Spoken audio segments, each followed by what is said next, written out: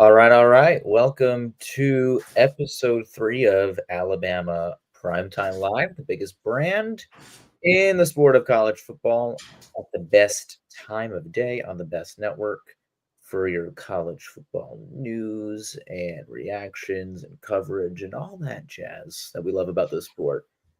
That's Manny. What's up? What's up? I'm Brady Couto. Especially with this program and this sport, there's there's never a dull moment. And that, if you didn't believe that, then you should have watched Greg McElroy's podcast today.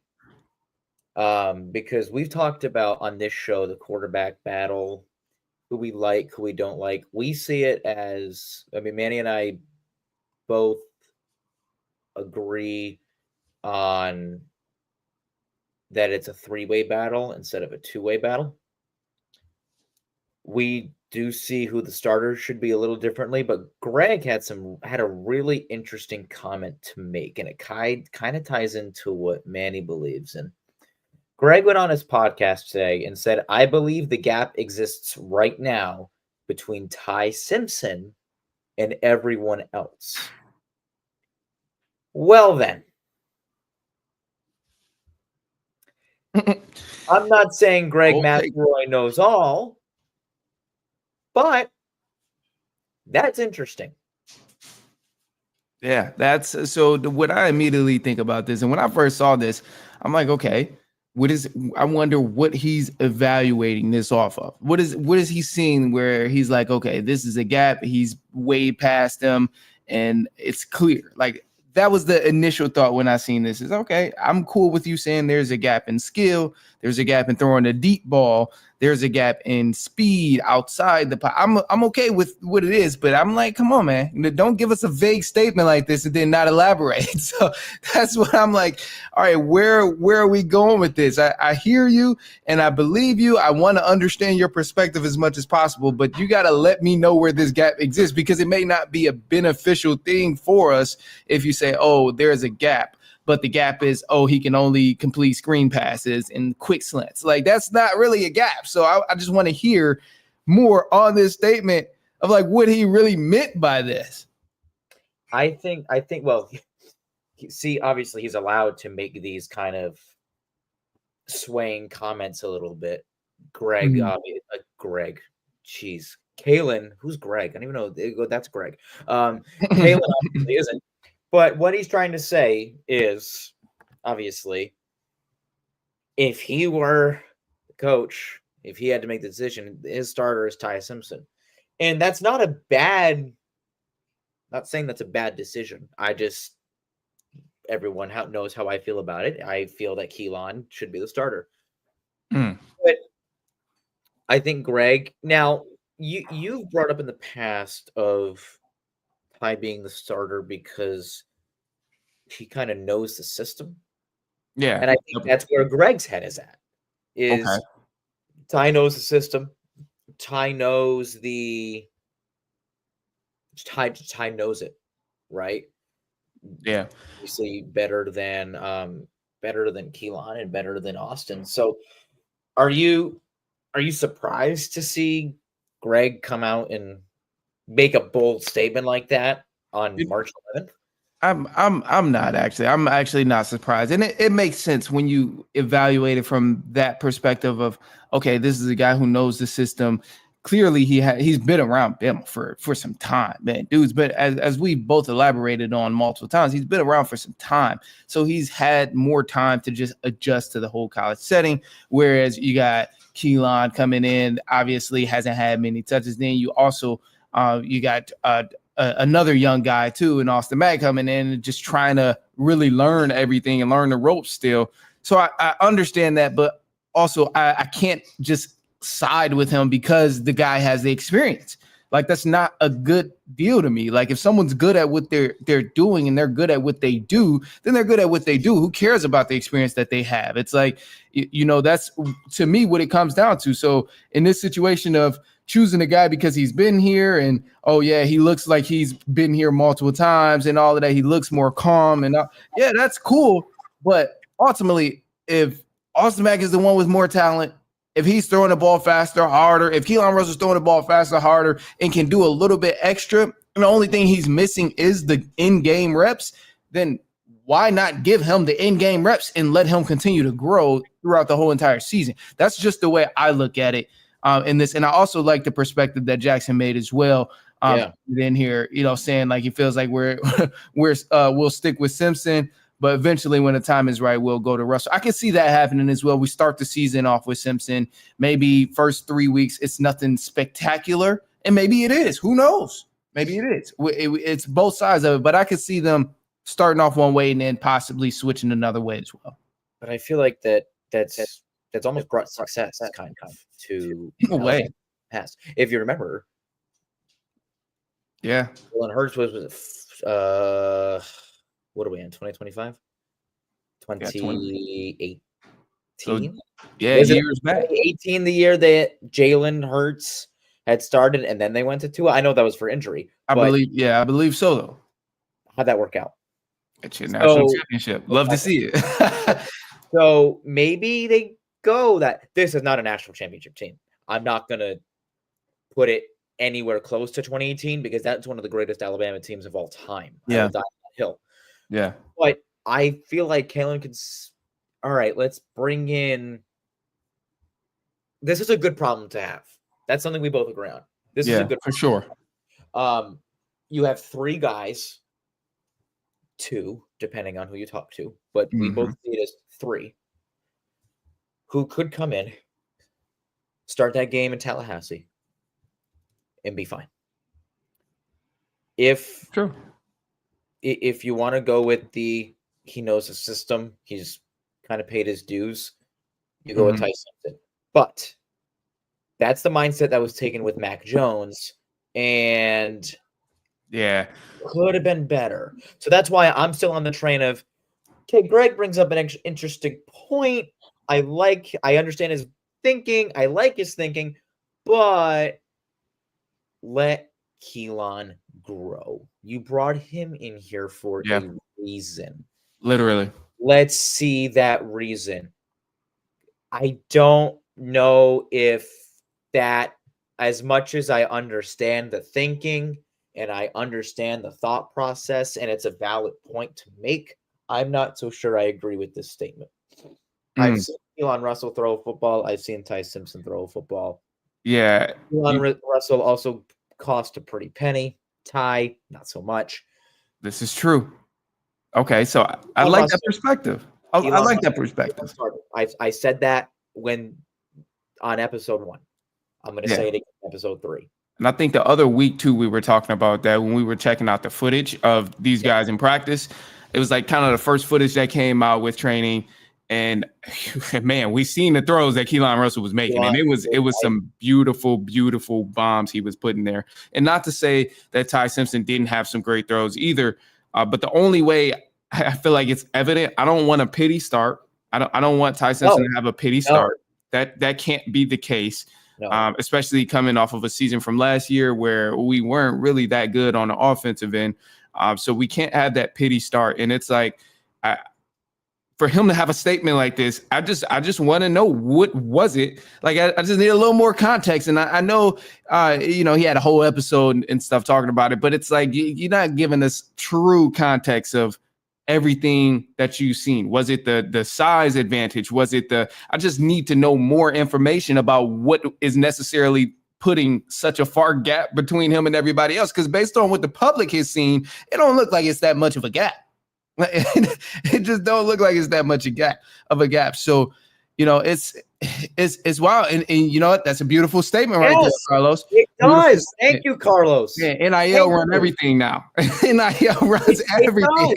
So what are you going to do? Tell him after you just paid them all that money, you're going to say, nah, bro, you can't play. Okay, watch you go at Ohio State next year.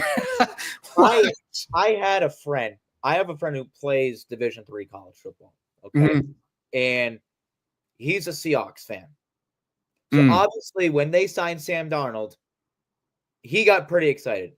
But he says, but he's not going to start. I said, what? What are you talking about?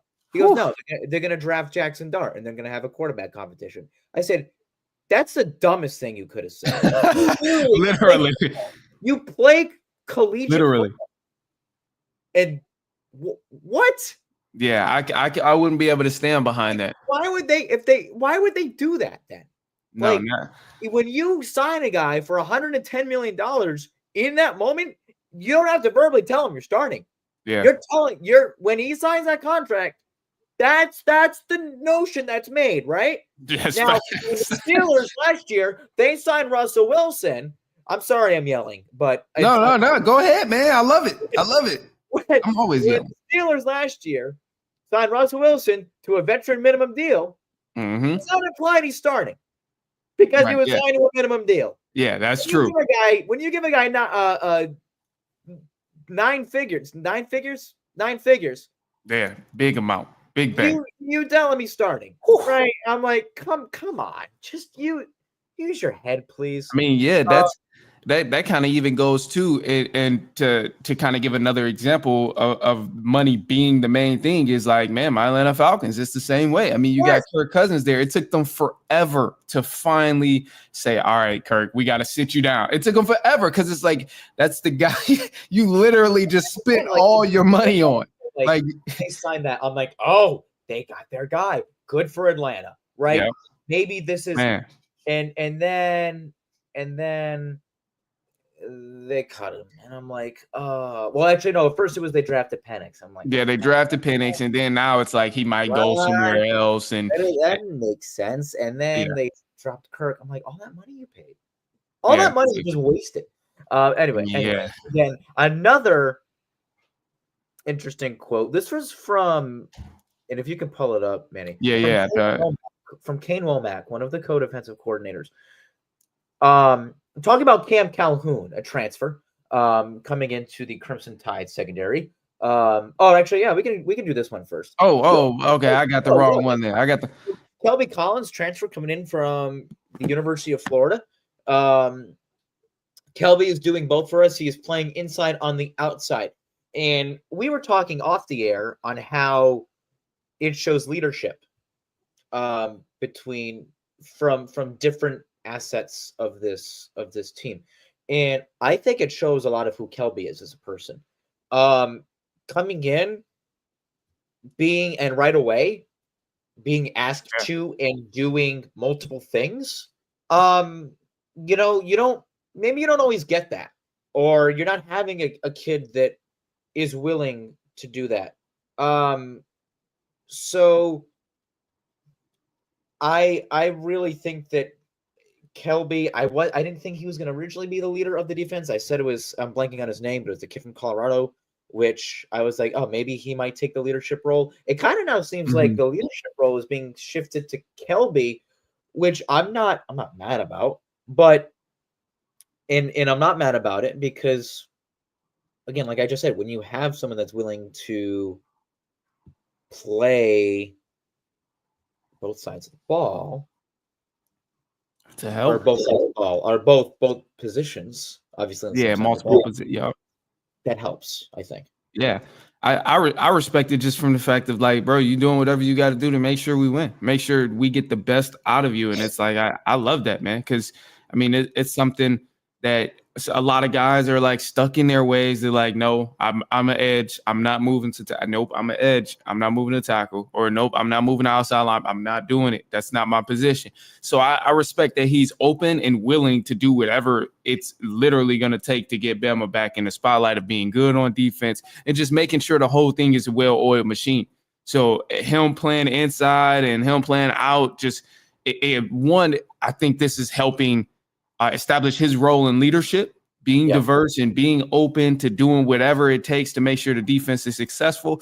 That's huge there. And then also, too, I think for the staff, defensive coordinators, and the rest of the guys on the team, it kind of gives them a good look of, okay, this works well when he's playing inside. This works well when he's playing outside. Because now you come into some late game situations and you're thinking, okay, how do we attack this quarterback? You get to go back and remember, all right, well, I know when Kelby was on the outside, we were really good at this, or we got pressure from this way, and maybe it'll force the quarterback to do this and eventually, ultimately, force a turnover. Or maybe we stick them on the inside and we know it's going to put pressure on this gap, and then that's going to shut down the run game, and the quarterback going to have to do. So it makes you strategize in different ways when the guy is giving you different looks. So I respect what he's doing. To me, that's something that's a pro move. Being open, being flexible, and showing that you can dominate from any position. And I definitely love that from Mel. I want to get this comment in here from Carlos, and then we're going to pause for 30 seconds. I'm hoping it's fair competition. Oh, going back to the quarterback battle. I'm hoping it's fair competition, but I really don't think it will be. You can already tell the coach is leaning a certain direction. Yep. It seems that way. I'm hearing a lot about Ty Simpson. You're hearing more Ty. I see a lot of Ty Simpson from actual reports, from genuine reports and solid reports. I see a lot of favoritism going to Ty Simpson of he is just, I mean, just like the previous comment, I'll go back and pull that up. Like, just like the previous comment, oh, I believe it's a big gap right now. Like, it's comments and stuff like that where, you know, I think you called it. I don't necessarily agree with it, but until we see it, until we can actually see it on the field and it's out there for the public to look at, I really don't stand by it. But it does seem like they're pushing this thing of, all right, Ty Simpson's the guy. And personally, I think it's a pity push. New name for it. Pity push. Yeah. Can we make that a new segment? We're gonna pause for 30, and then we're gonna get back into some comments. And we've got a little interactive question. We might make this into a little like segment also on the show. We have a little interactive question, and we've been doing we're gonna preview one game a week for however long it takes. Did preview Florida State last week. It won't be much longer of a preview against ULM, but we're gonna preview it anyways. We'll be back in 30.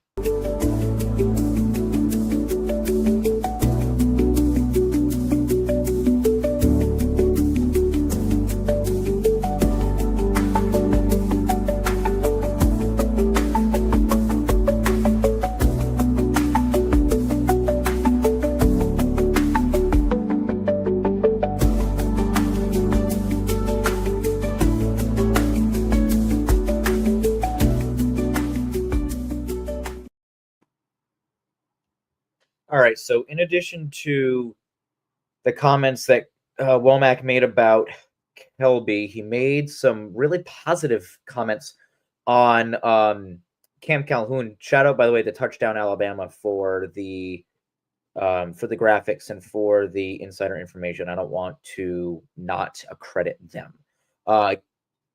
Cam Calhoun came in from, oh God, was it UC? If someone help me out, UCF? I don't have it. I should stop being lazy and find it.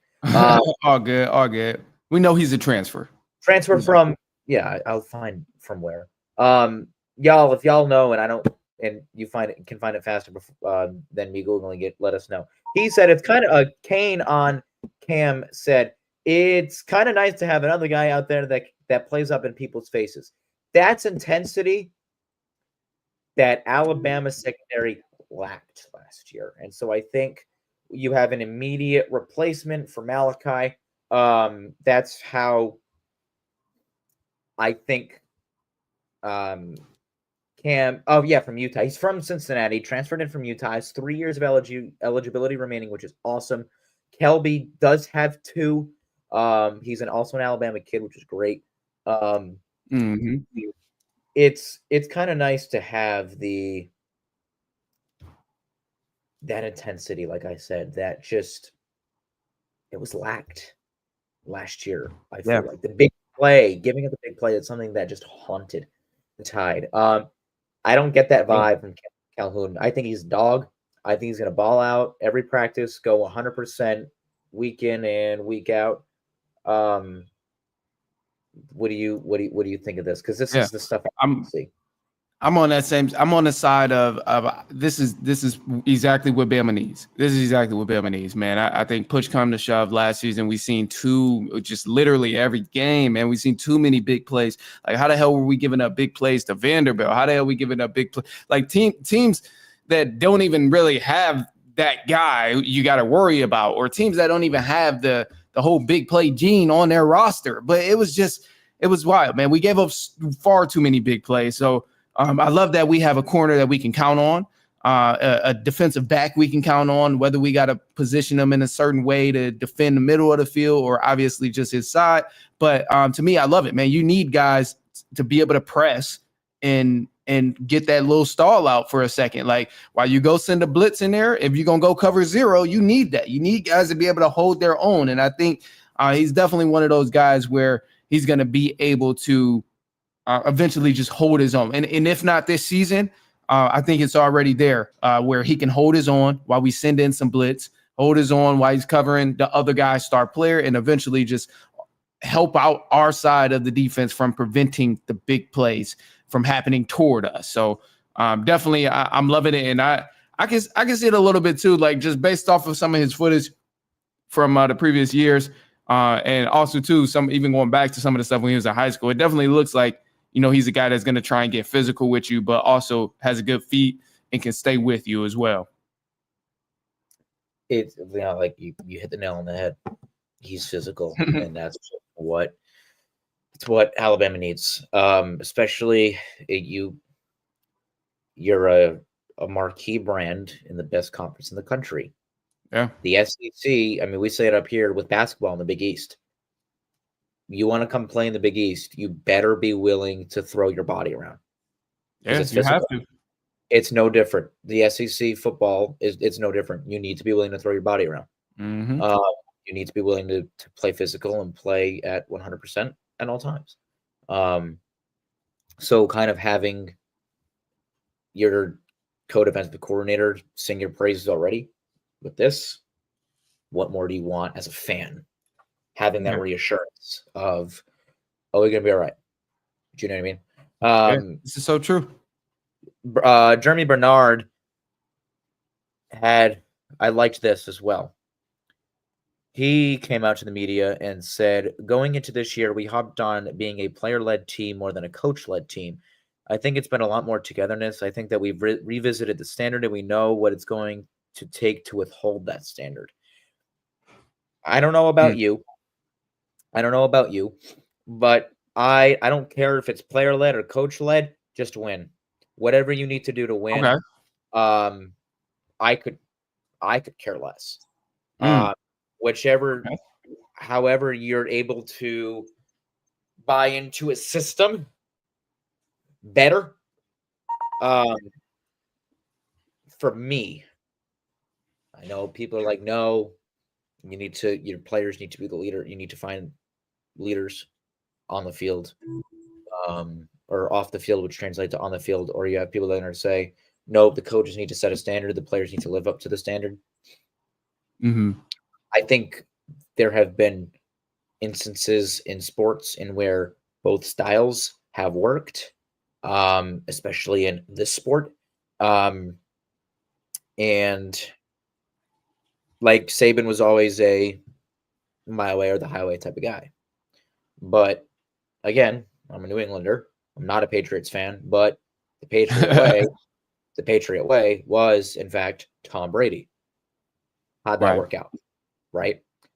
Worked out for Nick, worked out for Tom. So, again, I don't hate this because, as at the end of the day, an Alabama fan, if that means you now know the standard, and if knowing the standard means more success, what do I have to complain about?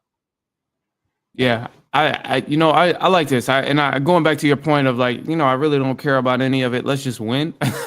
I think that's what it comes down to. And I also think this is a key part in winning because the coach can set the standard.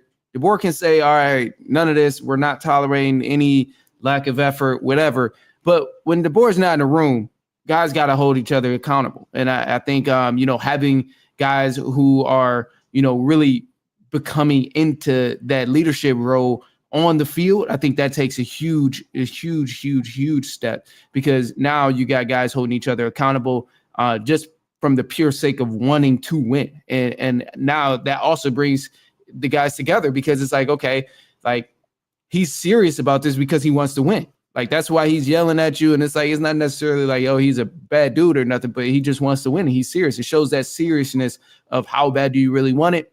and eventually it begins to trickle down through the locker room, even to guys who aren't even playing, who have no business even being in the locker room. But it's just like it trickles down. So I think a good sign from the coach, it shows how great of a leader he is, because he's doing a good job at leading, and then that falls down to team captains and them going ahead and putting that through the rest of the locker room, and eventually everybody's on one accord.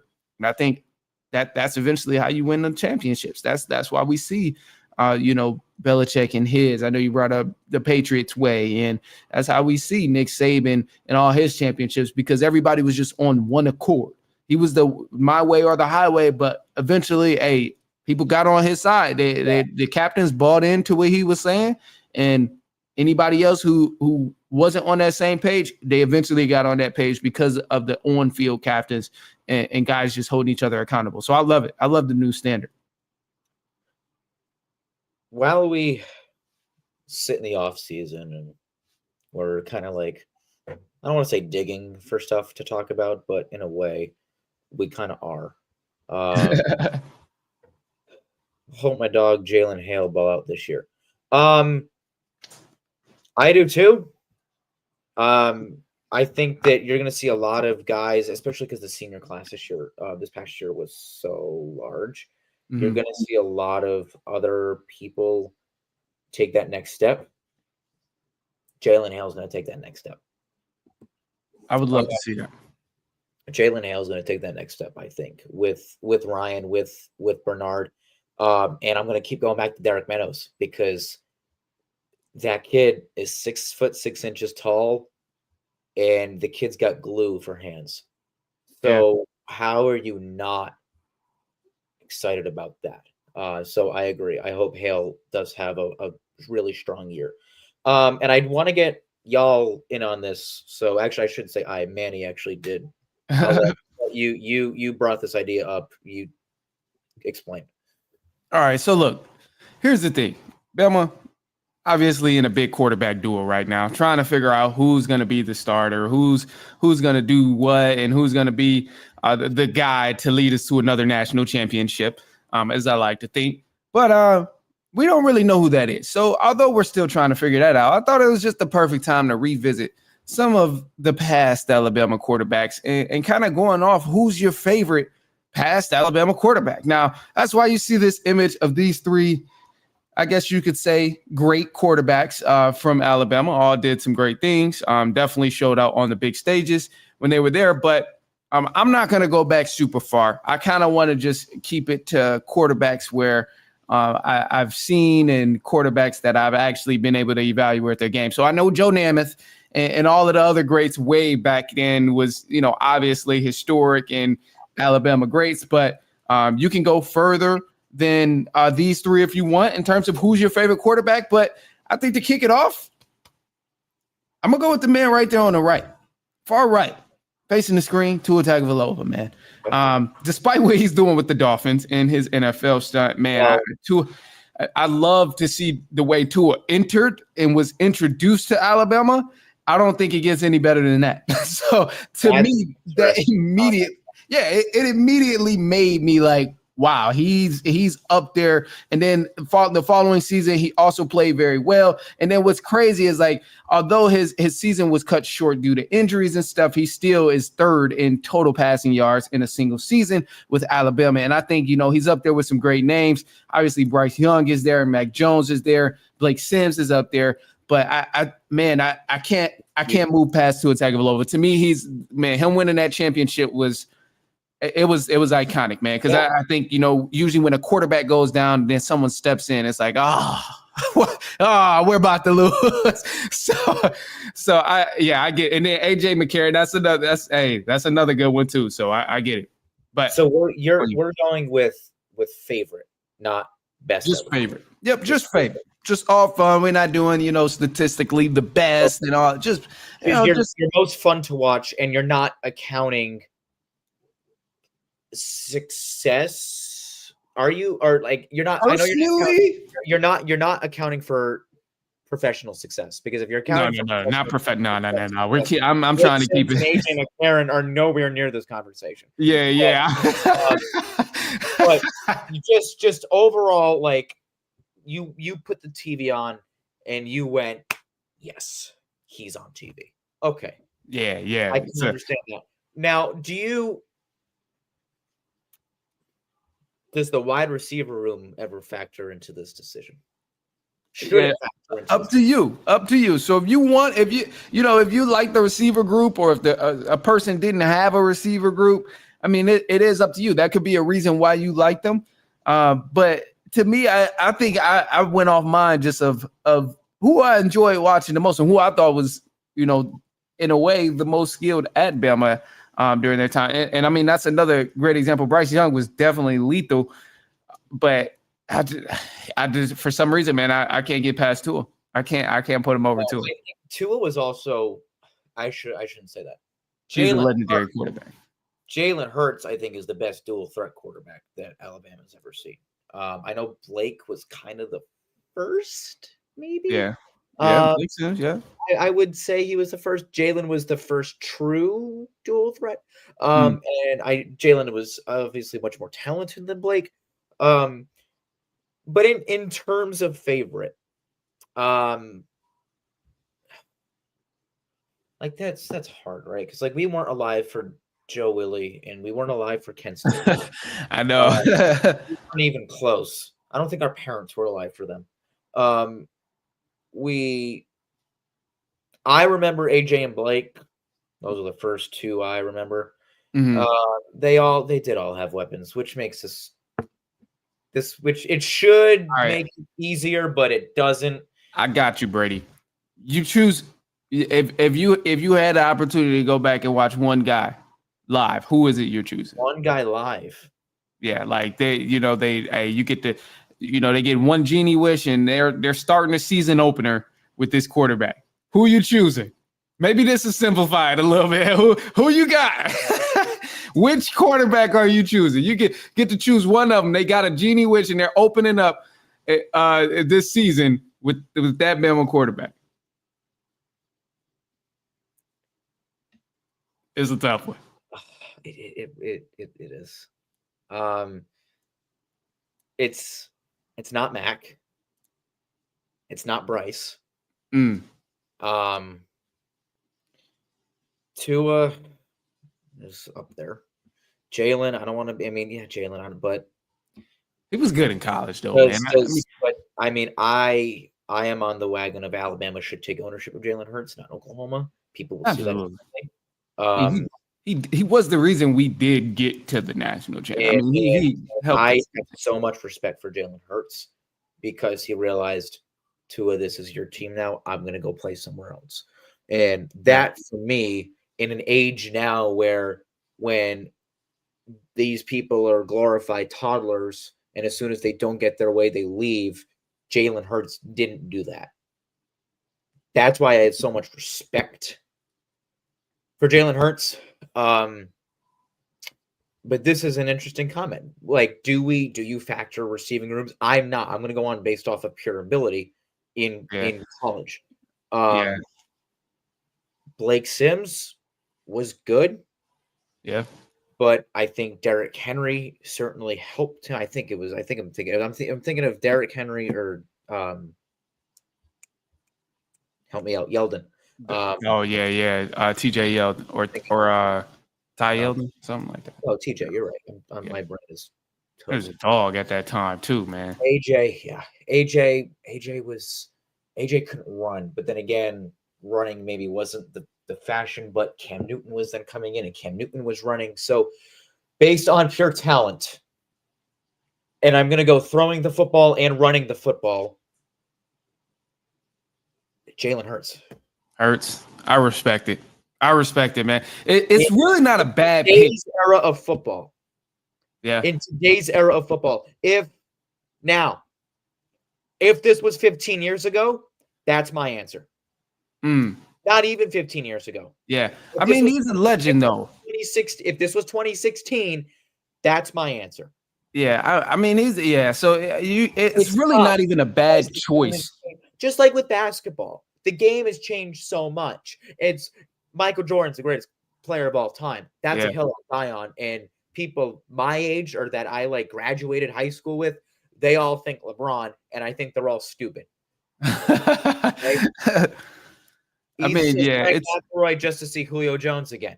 That's a fair. I I kind of forgot respect it. about McElroy. I I respect kind it. of did, but I mean, I don't see. I mean, nothing about McElroy made me go See, and because he was good, but that's what makes me think Jay Coker too, though, because I'm like oh, during that time he had such a crazy. It was such a crazy could do team. we could do an entire episode I about mean, this. yeah, this is next episode. They're Yeah, all this they're is all great choices. So yeah, it's not a bad choice. I'm It's going off of, and also like maybe I am a little biased, but I do lean towards the right-handed quarterback. Just because left-handed quarterbacks they are throwing their across their body more, which results in more dangerous throws. We've seen it with Tua, yeah, where we've seen it to it, and we did see it with Greg, where they would throw some awful interceptions. And it's like, well, why are they throwing it's such true. bad interceptions? Because simple rollouts, simple bootleg plays, they're throwing across their body because Yeah. I'm not going to get up and do it. But if I'm doing a bootleg and I'm like this, that's across your body. It's not, and I can just sling it, right? Mm-hmm. It's harder. So maybe that's why I always have a little bit of a bias to a right-handed quarterback because that's my personal preference. Right. But Tua was fun to watch. But again, Yeah. But yeah, running, this can go on forever, man. running, We throwing size as well. Jalen. That's yeah, the simplest answer I think I can give. I'm not mad at it. I'm not mad at it at all, man. And you know, this, like you said, this is a full episode. Like this is Really, we can literally talk episode. about this from start to finish of the episode. So it's not even a bad answer. I think the comment section has no answer is a bad answer. Yeah, no answer. Yeah. Mac Jones might be the only bad answer. But other than that, like, but I wasn't gonna say it. I didn't want to the only bad answer. Really quickly, let's again, like I said, we're gonna quote unquote recap a game. Week 2, tied home opener. They're playing Louisiana Monroe. Was the surprise of the Sun Belt last year. Made a bowl game for the first time, I think, ever. Or certainly in a number of decades. The Tide will win, right? So because we know the Tide will win, how early do we see the backup quarterback, whoever it might be? Let's go mid third quarter. Mid third quarter. I'm going to say the start of the third quarter. I love it. I'm going to pull up really quickly, and then we will conclude. So UL Monroe in the Sun Belt. Their head coach, Brian Vincent, second season down in Monroe. They went 5-7 last year, which by Louisiana Monroe standards is basically a national championship because of just how or did they not? Oh, no, they didn't make a bowl game. Oh, I thought they made a bowl game. Oh, sorry, peeps. I thought they made a bowl game. No, they didn't. Okay. But they've normally been like in the bottom of the Sun Belt. They weren't this past year. They were 5-7 overall, 3-5 in the league. Picked up. I mean, they beat James Madison, and James Madison is always, as far as mid majors go. I mean, that's pretty decent. That's a pretty decent win. They at one point were close with Auburn, then very quickly weren't. They played Texas last year. They lost by 48. That's not an exaggeration. So, yeah, I mean, should Alabama win? Yes. That's why I said it's not is Alabama going to win? It's how soon are they backup coming in? Yeah. Their quarterback is going to be General Booty, who is, if we were to put together an all-name team, he's the MVP. Oh, he's on there. He's top 5. He's every major award I could give, and then so that's yes, itself right there too. We both have the Tide starting out at 2-0. Again, we mentioned Florida State. Not really buying the hype. Thomas Castellanos is a new quarterback. I've seen Thomas Castellanos play football. Oh my god. He sucks. So Brady, bro, I didn't know until you said it. I know we're about to wrap up. I didn't know until you said it, bro. This man's name is really General Booty. General. That is crazy. General. Google General Booty. if you're ever bored at home, or if you're like on a long my gosh, flight or car ride or whatever, I want you to Google like college football all name team or like best names of college football. This is crazy. You will pee your pants. Like it's some crazy names out there, and some of them went to the league. Some of them went to the league, which is even crazier. Because it's like, but yeah, it's again. We've both got the Tide starting it at 2-0, hammering Florida State at Doak Campbell, smacking General Booty, and then smacking General Booty. I can't believe I just said that. Oh my gosh, bro! Boston College can go to Doak Campbell and with Thomas Castellanos and beat the Noles with Uiagalelei. I think this may sound shocking. I think Uiagalelei is a better quarterback than Thomas. There's nothing about Thomas Castellanos that makes me go, wow, he's good. There's absolutely nothing. He's small. His arm stinks. He's supposed to be a good runner. He's not. Can't read the defense. So good luck, Florida State. It's going to be another long season. It's going to be Mike Norvell's last season, I think, as well, in Tallahassee. So Tide 2-0 for the Tide. As 2-0. Again, next week we will follow up on developments coming out of camp next week. We're going to, again, look forward to A-Day. We're about 35 days away from A-Day. That'll be on the SEC network as well. We will be watching. Wish we could be there. We won't be. But we'll both be watching from home, just like all of you will be. So that'll do it. Thanks again, everyone, for joining out. Those are Manny's socials. Do him a favor, go follow him. Shoot me a follow. And you get the Run podcast as well. Shoot my guy Brady a follow too. Go ahead, follow him too. That's not the threads because I don't know how to use it, but I have it. I don't know how to use it. So thank you guys. Loved the interaction as well. So that was fun.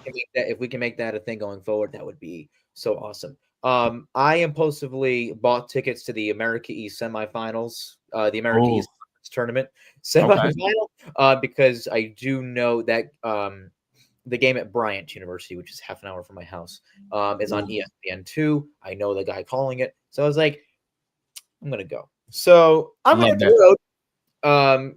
I like very bad impulsive decisions I've been making lately. Oh, it's fun though, man. It's fun. You deserve it. I was like, it's national TV. I know the guy calling it. Like, might as well. In a while, I'm like, I'll go. So yeah. Again, do what the ticker says. Like, share, subscribe, all that jazz. If you're a Crimson Tide fan, why not watch a show hosted by Crimson Tide fans? That's us. That's this show. And when we get into the off season, we're in the off season. When we get into the actual season, even better.